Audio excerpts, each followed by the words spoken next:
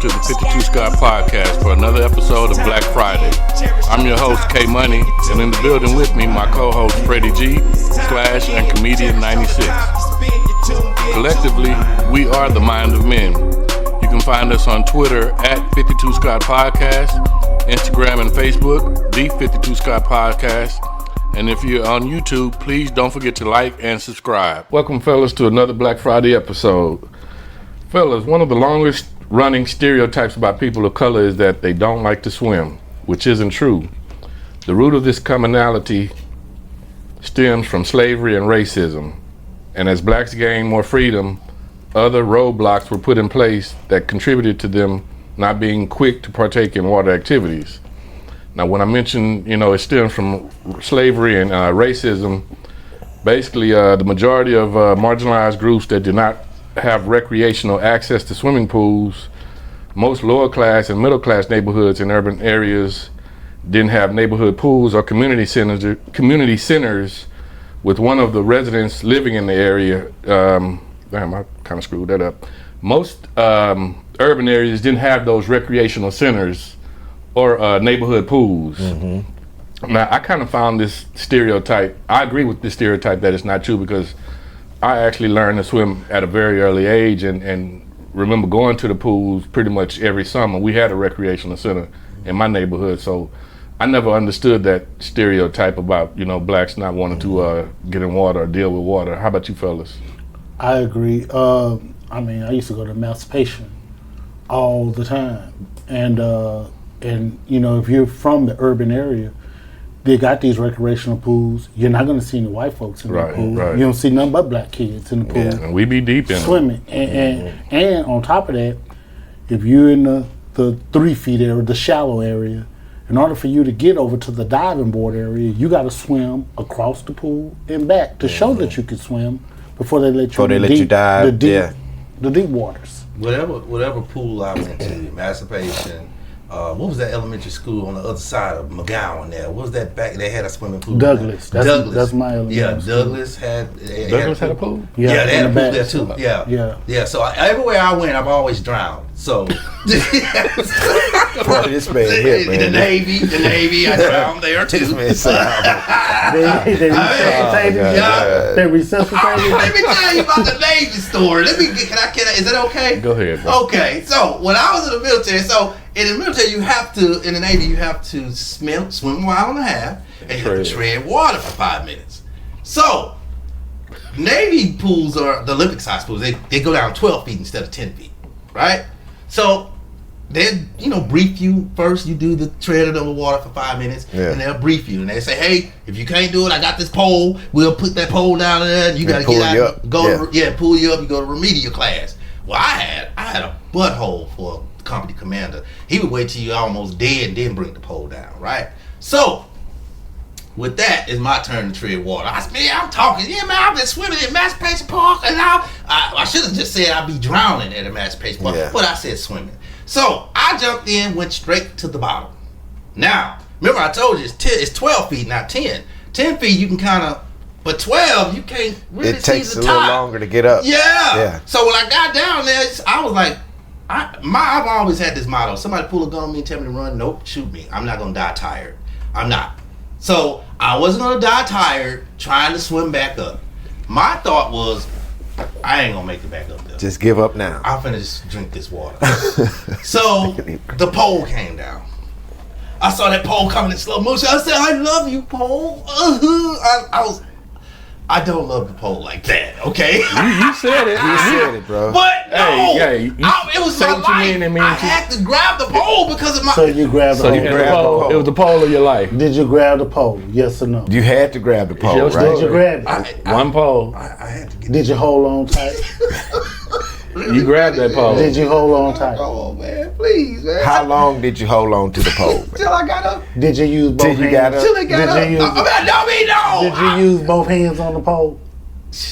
Come on. That's skills, bro. How y'all? Hey, man, go on with your show, man. Because at this point, it's your story. I got up 2 hands with a pole and shit. That's what you said. I was about to die. How long was the pole?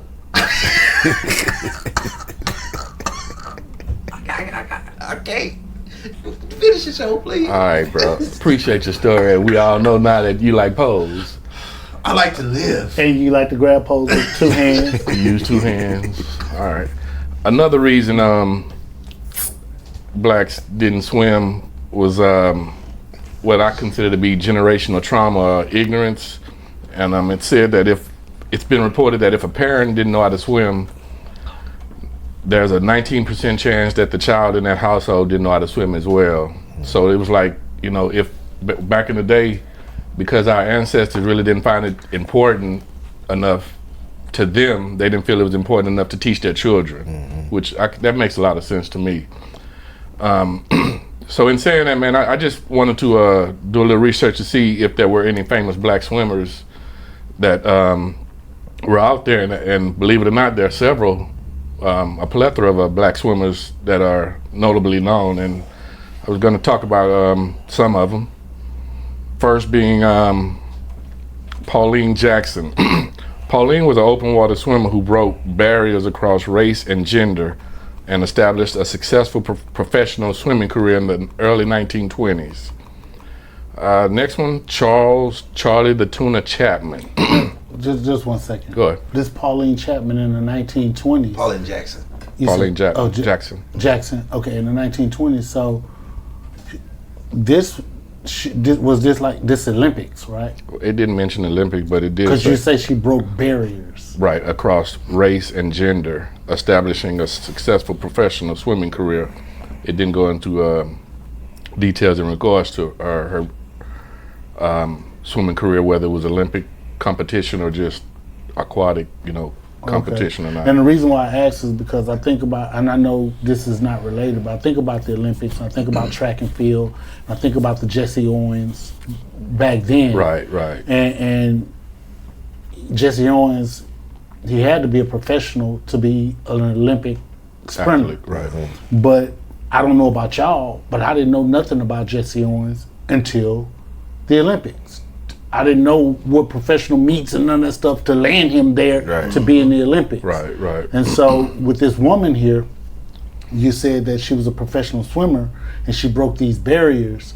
It made me wonder of whether or not she was in the Olympics to win medals, and when black folks wasn't winning medals, if that makes sense. No, it makes a lot of sense. Like I said, it really didn't mention whether or not Miss Jackson was in the Olympics or not. Okay, I do see she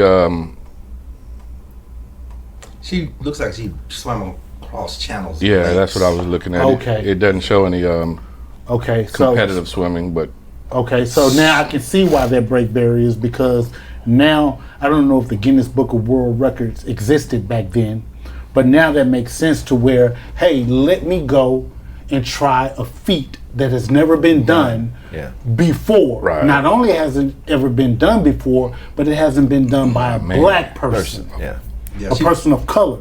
So I can see now where, okay, hey man, ain't nobody ever swim across this ocean, man or woman, and let alone a black woman. So I can see where that, these barriers now. Yeah, she swam across Catalina Channel. Oceans and channels. I can see that now. See, that's currents. A lot of currents. I ain't fooling with that part of the water. Me either. I mean, I'm a very good swimmer, but I'm not getting in that. Well, it looks like most of this is Canada. So Canadian events, 10 miles. Who swims 10 miles? Well, I think like these. I mean, if she swam a channel, that's a long 10 miles. That's a long way, man. That's a long to way. Swim. That's a long way to drive. True. You got to imagine swimming versus driving. It's a big difference. That's all your muscles versus. Then too, you got to think if you're driving, let's say the average speed 50 miles an hour. Yeah. And think about swimming, you're only going with 2 miles an hour. Less than that, And then if you're swimming in the ocean water, you got the currents that you're going up against that. You gotta worry about she getting busy. You gotta worry about Charlie horses. She getting busy. Everything. See, I ain't got time for that. I'm thinking about the stuff that's in the water, which would deter me from wanting to try. Jellyfish. Yeah, jellyfish, sharks. Anything. Jellyfish, sharks, seaweed, alligators, seaweed, mini fish. Hell, a goldfish. Comedian, I don't. I said a goldfish. I don't want to see a goldfish. Soon as it there. touched me. Yeah, I got to goldfish go. touched my I got toe. to get up out of it. But you know, snakes travel in water also. I forgot about the See, that's she get dangerous. busy. Next person, Charlie the Tuna Chapman, was the first African American swimmer to cross the English Channel in 1981. We got some old black people crossing channels. What we're talking about in the 80s now. This is And earned a world record for swimming around the island of Manhattan in 1988. So now, Okay. you know that's a long Yeah, ass swim. yeah. You swimming around Manhattan. Manhattan, yeah. Oh yeah, he getting busy. Shout out, Charlie. God, shout out Charlie the tuna. Because that's a lot of water, man. They even call him a tuna. Well, fish is what he is. Yeah, He's had swimming. a good name. Next, Leah Neal debuted in the 2012 Summer Olympics, taking 1 bronze medal. She also earned an Olympic silver medal in 2016 and holds 9 NCAA championships. Next one, Simone Manuel, which is the first person I recall hearing about. Debuted also in the 2016 Olympics, taking home 2 gold medals and 2 silver medals. She holds 3 world swimming records and is a 6-time NCAA champion. Man, she from Houston. Oh, okay. And she from my very own H-Town. That's what's up, Simone. Chris Silver, first African-American swimmer to make the U.S. national team in 1982 and was a team captain for UCLA. I remember Chris Silver. I remember that. You do? Yeah. I was in Ryan. Ryan, what's that? I'm sorry, Ryan Middle School. I'm talking like we all. What made you, What happened? What did he do? Something. we weren't talking about black swimmers. Something. No. Yeah. Something happened, and because I was actually in Bangs, Texas, and I remember that name. I can't remember. We had some type of event, and I just can't remember. It'll come back to me probably after this show is over. All right. Next one, Maritza Correa. I know I killed that one. First African-American female swimmer to set an American and world swimming record and win an Olympic medal in 2004. Next, Cullen Jones. First African-American male to hold a world record in swimming as a member of the 4x100 meter during the 2006 Pan Pacific Games. I'm surprised we haven't heard of more. Cullen Jones, because he got 2 last names. Well, no, I was going to say swimmers in the in relays. I figured we would probably do better in relays versus. Relays. That's what I was thinking. Like short distance swimmers, faster. Well, Simone Manuel is the 50 meter. I think she's the 50 meter winner. So that's short distance. Yeah, short distance. But I was saying I thought we would hear more. I thought we would have heard more of blacks in relays. Short, weather than channels. Yeah, you're thinking about them legs though. You hear them speed and running. I am. It makes me wonder though. I wonder, do they get paid more for swimming in channels and lakes than Olympic stuff? Maybe that's it. Who decides to pay somebody for making a record though? I don't think there's a payment for a better record. Well, sometimes probably the sponsors, all the sponsors come together and say, look, I got this 100 million. I mean, not 100 million, 100,000.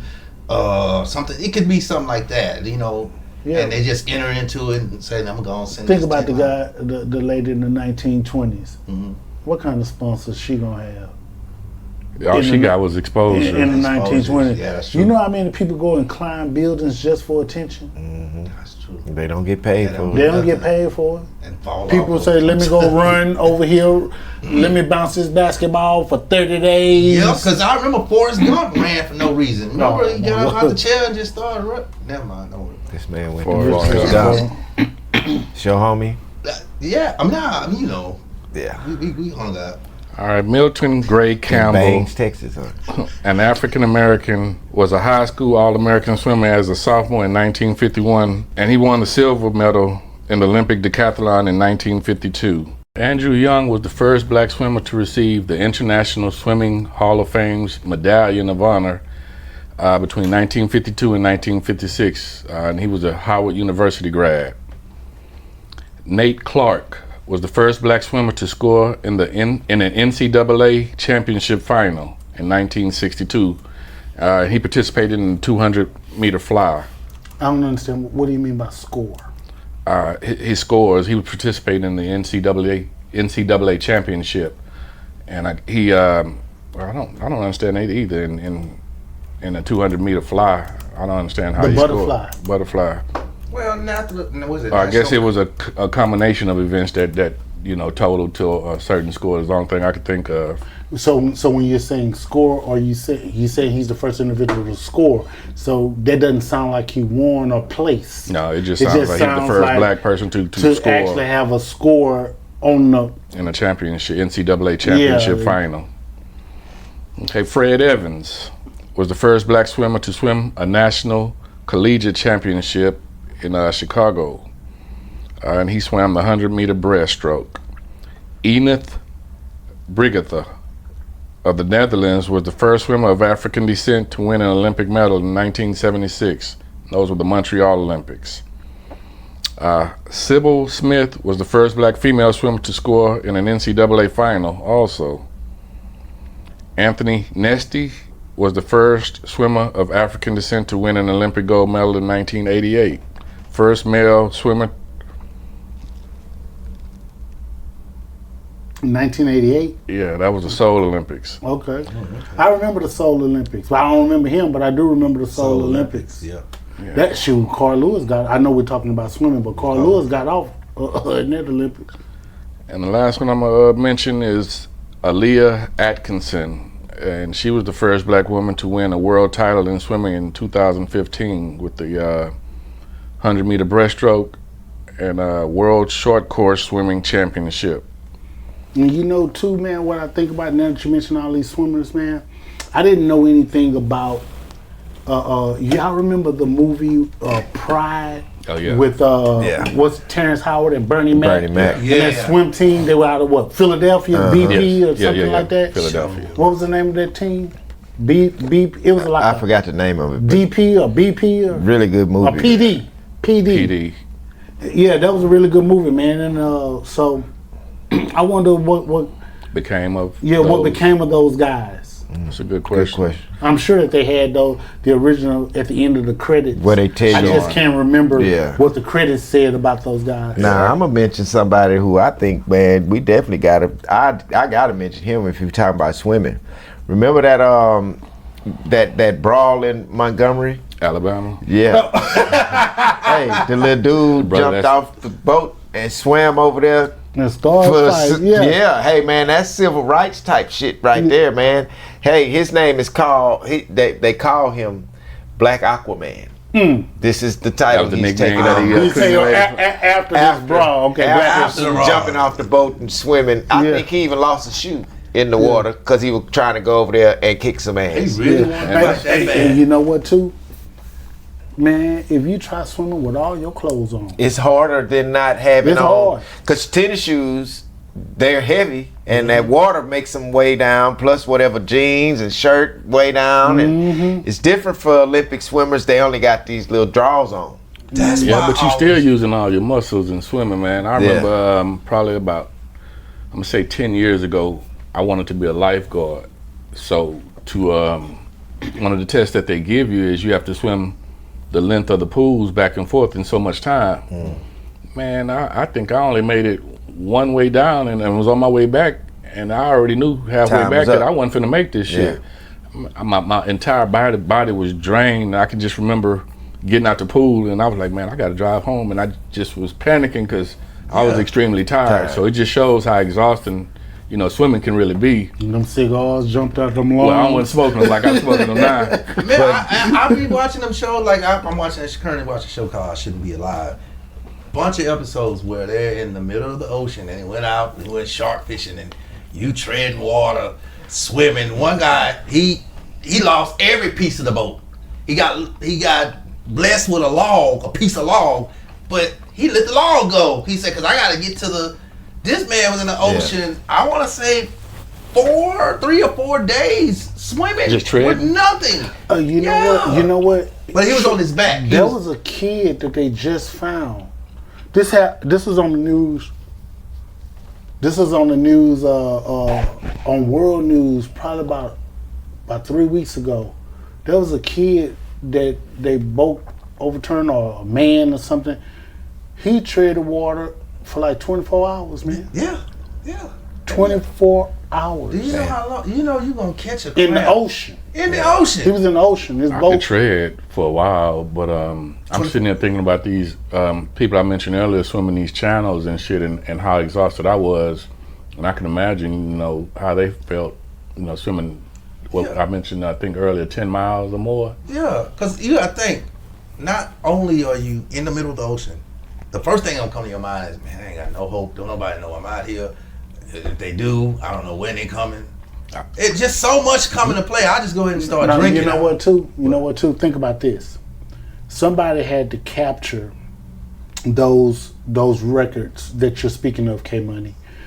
Even in the 1920s, somebody had to capture that, right? Mm-hmm. So if you're swimming these channels and these oceans, I'm sure that they had some boats on the side of you going along with you, or helicopters or whatever. So something was along the side of you just in case you needed. What if you're practicing?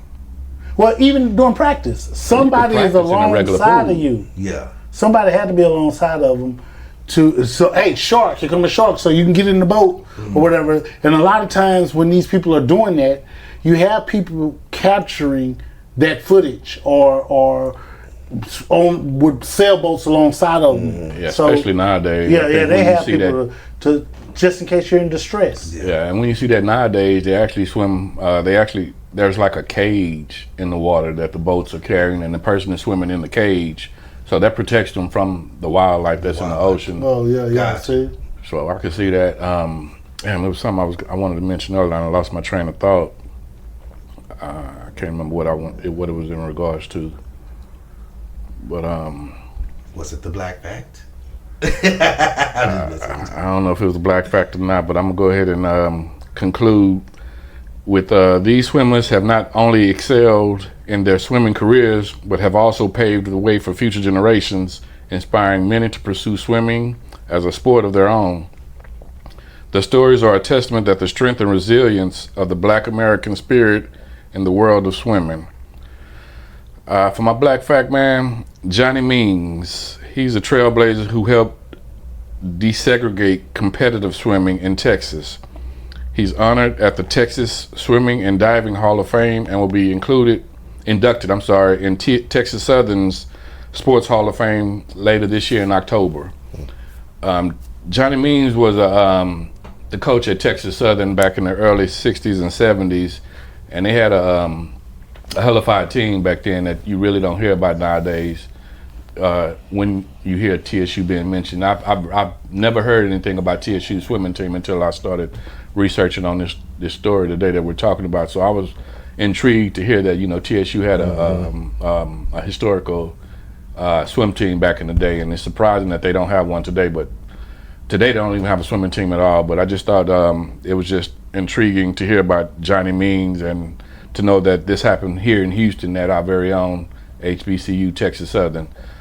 I thank y'all for joining us, man. Y'all come back next week. Peace out. This concludes another Black Friday episode. And be sure you tune in next week for another dope episode of Music Monday with Slash. Don't forget to follow us on X, formerly known as Twitter, at 52 Scott Podcast, Instagram and Facebook, the 52 Scott Podcast.